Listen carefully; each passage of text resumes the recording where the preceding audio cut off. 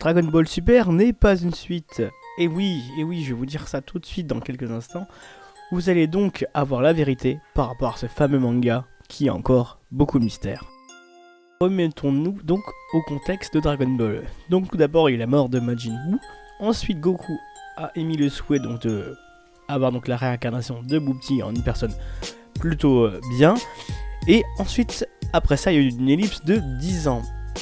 Et juste après il y a eu donc le tournoi donc du 28e Takkenchi Budokai et à la fin de celui-ci, enfin plus ou moins on va dire presque au milieu, il y a eu donc Oob et Goku est parti donc l'entraîner à ce moment-là. Donc là c'est donc le contexte par rapport à Dragon Ball, même Dragon Ball Z.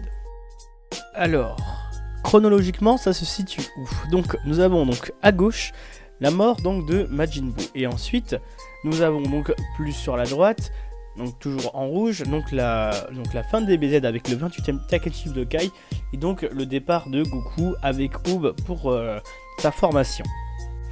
Ce qui veut dire que entre la mort de Majin Buu et la fin de DBZ, il y a eu 10 ans d'écart. Et donc Goku, donc il y a une période de paix pendant ce temps-là et donc Goku n'a pas pu revoir ses amis à part donc il y a juste 5 ans, donc c'est-à-dire en 779. Donc sans les événements de Dragon Ball Super, bien évidemment, parce qu'ils n'ont pas existé dans le manga original, n'ont pas existé dans Dragon Ball Z, car 6 mois après la mort de Majin Buu, eh bien les terriens ont tous été ressuscités par les Dragon Ball, et puis ensuite il y a eu la grosse ellipse de paix pendant 10 ans, enfin du moins 5 ans, pendant que Goku a vu ses amis, et encore 5 ans après, sans aucune nouvelle, et à la veille du Takkenchi Budokai, donc la fin de DBZ. Alors, concernant Dragon Ball Super, où il se situe, il se situe juste avec l'OAV, donc Battle of God, ou même la série, hein. Et donc, plus exactement, ça se situe donc en l'an donc 778, et ça se finit en l'an donc 780, donc avec l'arc Moro qui se passe en ce moment. Enfin, je pense pas que c'est la fin, mais bon, plus ou moins, on va dire que la fin s'arrête là. L'arc Beerus commence donc dans l'OAV Battle of God ou même la série. Alors Beerus donc se réveille d'après un long sommeil et donc un rêve donc du Super Saiyan God. Et c'est à cause de cela qu'il va donc débarquer sur Terre et demander donc à Keiyo mais où se trouve donc ce fameux Super Saiyan, et c'est là que Goku fait donc son apparition et veut donc défier Beerus, et c'est là que l'univers commence à entrer dans un drôle de délire, donc l'univers des dieux de la destruction et tout ce qui s'ensuit. Donc après l'arc Battle of God, il y a donc l'arc Fukatsu F. Et donc l'arc Fukatsu F, c'est quoi? Donc c'est le retour de Freezer. Et dans cet arc, il y a tout un paquet de choses qui ne vont pas. Bon, Freezer qui revient à la vie, certes, c'est ça ne pas faire. Et surtout que à la fin donc de cet arc, eh bien donc Freezer gagne donc une première fois, mais Goku n'est pas content du résultat et donc Whis va donc les aider et donc remonter le temps de 3 minutes. Ce qui fait qu'en fait il y a déjà une autre timeline qui s'est créée intentionnellement quoi. Et ce qui fait que c'est un joyeux bordel. Bon, ils ont gagné, Freezer est remort par la suite et bon, la conclusion de cet arc est bullshit. Pour en revenir donc à mon histoire de suite, donc Dragon Ball Super, rien qu'avec ces deux éléments là, a déjà créé sa propre timeline, donc une timeline qui n'existe pas réellement dans Dragon Ball original, donc le manga, et même Dragon Ball Z, donc la série animée. Donc ce qui fait que c'est Dragon Ball Super est vraiment à part. Il y a tellement de choses qui sont déroulées que ça ne peut pas réellement se produire. C'est impossible que ça se produise dans Dragon Ball. Forcément, un Freezer qui revient, qui est mort, et puis qui revient par la suite à la fin du tournoi du pouvoir. Ensuite le fait aussi avec le film et bien Broly avec le flashback donc de Bardock qui là aussi est complètement modifié à souhait. C'est n'importe quoi. Donc ce qui fait que Dragon Ball Super n'est pas une suite du tout. Au contraire, c'est un autre Dragon Ball. C'est ça auquel je voulais en venir. C'est ça, c'est un autre Dragon Ball qui n'a jamais existé dans l'original, qui n'a jamais existé dans la série animée. C'est quelque chose de nouveau qui n'a rien à voir avec ce qu'on a connu nous. Et c'est donc pour ça que Dragon Ball Super ne sera jamais une suite.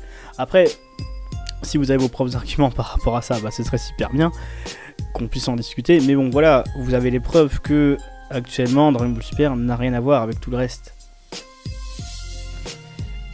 Et là vous allez me dire, mais quelle est la véritable suite à Dragon Ball? Eh bien tout simplement Dragon Ball GT.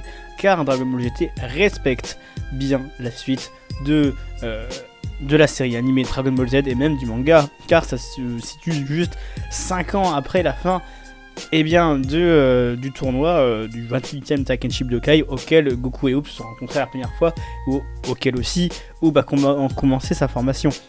Donc tout est lié et le premier épisode l'indique très bien car on voit dès le départ que Oob a fini son entraînement, donc c'est le dernier entraînement qu'il aura avec Son Goku, donc dans la salle de l'esprit du temps, donc chez Dieu, dans le palais de Dieu. Et ça veut tout dire, et c'est là que vous vous rendez compte que tout est lié, même les autres épisodes, vous allez voir que tout est vraiment lié, donc quoi que vous disiez sur Dragon Ball GT, quoi que vous fassiez, c'est la réelle suite à Dragon Ball Z.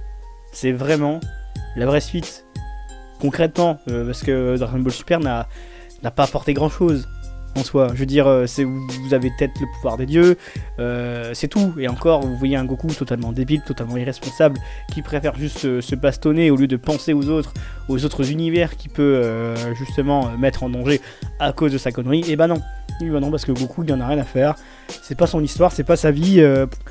Il s'en fout.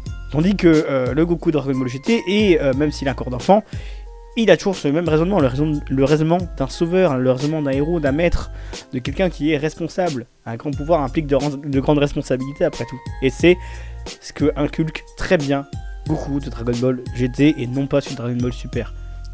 Voilà, c'est ça. Alors, la conclusion de tout ça.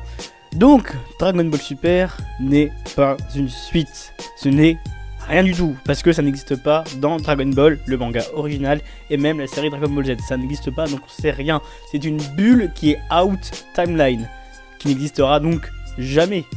Donc, à dire que c'est une suite, c'est entièrement faux. Si jamais vous voulez vraiment en savoir plus, bah écoutez, relisez le tome 42 de Dragon Ball, donc le dernier tome, relisez-vous ça tranquillement, et vous allez voir que ça ne colle pas du tout avec Dragon Ball Super, tout ce qui se passe. Revoyez donc mon petit graphique sur la timeline que j'ai fait par rapport à Dragon Ball, au moins jusqu'à la mort de Boo et la fin de Dragon Ball, même de DBZ en général.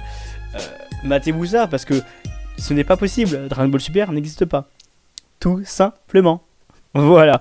Donc alors si la vidéo vous a plu, bah écoutez, je vous remercie beaucoup, et si vous voulez discuter aussi de tout ça, n'hésitez pas à parler dans les commentaires, ça me ferait vraiment plaisir. Donc merci beaucoup, et je vous dis donc à très bientôt pour donc un petit sujet comme ça sur Dragon Ball.